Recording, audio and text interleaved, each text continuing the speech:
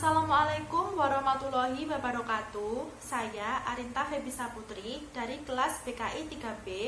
Di sini saya akan menjelaskan materi dengan judul ketertarikan antar manusia. Yang pertama, saya akan menjelaskan mengenai pengertian dari ketertarikan. Ketertarikan adalah sebuah fenomena yang alami dan dialami oleh setiap orang di dalam kehidupannya. Terkadang, ketertarikan itu berawal dari sebuah proses interaksi antara satu individu dengan individu yang lainnya. Orang yang saling bertemu lebih memiliki kecenderungan untuk tertarik daripada mereka yang jarang atau bahkan tidak pernah bertemu. Perkawinan misalnya, perkawinan lebih banyak terjadi di antara orang-orang yang tinggal saling berdekatan atau saling bertemu. Misalnya, tetangga, teman kerja, teman sekolah, dan lain-lain. Dengan kata lain, dapat berhubungan secara langsung satu sama lain merupakan kemudahan untuk saling tertarik. Dalam bahasa Jawa, ada pepatah yang mengatakan witing tresno jalaran soko kulino, yang artinya timbul cinta karena sering berhubungan atau bertemu dengan orang lain. Yang kedua, saya akan menjelaskan tentang faktor ketertarikan antar manusia. Menurut Weiss 1947, terdapat 6 kebutuhan dasar yang mendasari suatu hubungan sosial, yaitu yang pertama kasih sayang, merupakan kebutuhan untuk mendapatkan kasih sayang dan perhatian dari orang lain. Hubungan erat dengan orang lain bisa memberikan perasaan aman dan nyaman. Yang kedua, integrasi sosial, yaitu kebutuhan untuk merasa sebagai bagian dari lingkungan sosial di sekitarnya. Hubungan sosial akan menumbuhkan keyakinan bahwa ada orang lain yang memiliki sikap dan keyakinan yang sama seperti kita. Lalu yang ketiga, harga diri, kebutuhan untuk dihormati dan dihargai oleh orang lain. Yang keempat, rasa persatuan yang dapat dipercaya, yakni keyakinan bahwa ada orang lain yang akan memberikan bantuan ketika sedang dibutuhkan. Yang kelima, yaitu bimbingan, merupakan kebutuhan untuk mendapatkan bimbingan serta nasihat dari orang lain. Yang keenam, kesempatan untuk mengasuh, yaitu keinginan untuk menyenangi dan memberi bantuan kepada orang lain. Yang selanjutnya, yang ketiga, saya akan membahas mengenai perbedaan cinta dan tertarik. Yang perlu teman-teman ketahui, pengertian dari tertarik dan cinta itu sangat berbeda ya, jadi jangan sampai salah mengartikan. Menurut Erich Fromm, dalam bukunya yang berjudul Seni Mencintai, yang disebut cinta adalah sikap, suatu orientasi watak yang menentukan hubungan pribadi dengan dunia keseluruhan, bukan hanya menuju pada satu objek cinta.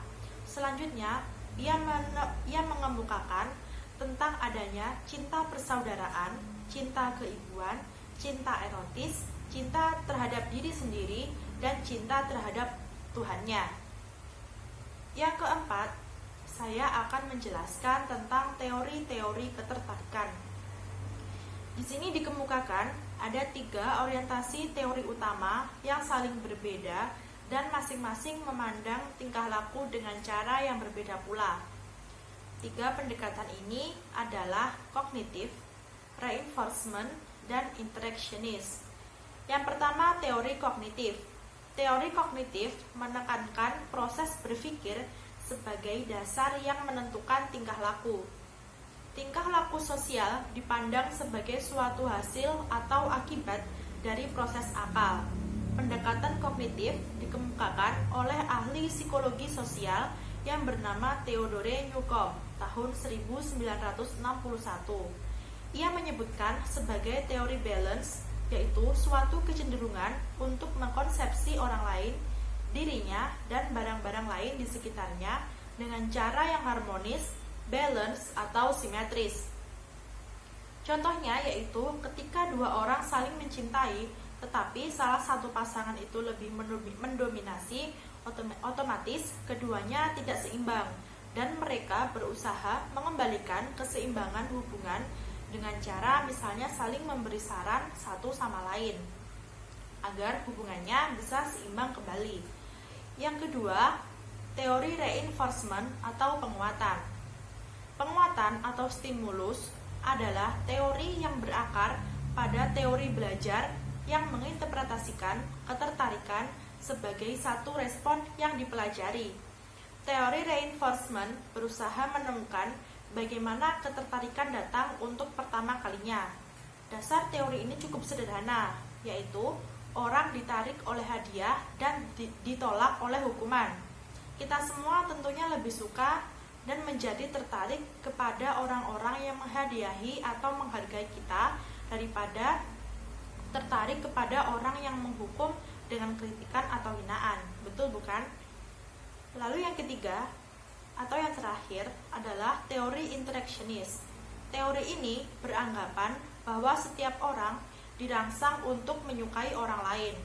Faktor terpenting di dalam suatu hubungan berbeda dari waktu ke waktu. Contohnya, seorang suami tertarik kepada istrinya mula-mula karena sifat penurutnya. Akhirnya, si suami mengetahui bahwa sifat ini tidak cukup untuk menopang perkawinannya. Akhirnya, suami ini mungkin menemukan ciri-ciri lain yang ada pada istrinya dan menjadikan ia terus-menerus tertarik kepada istrinya. Teori interactionist lebih menitik beratkan pada ketertarikan antar pribadi sebagai suatu konsep. Sekian materi yang dapat saya sampaikan. Apabila ada kurangnya, saya mohon maaf. Wassalamualaikum warahmatullahi wabarakatuh.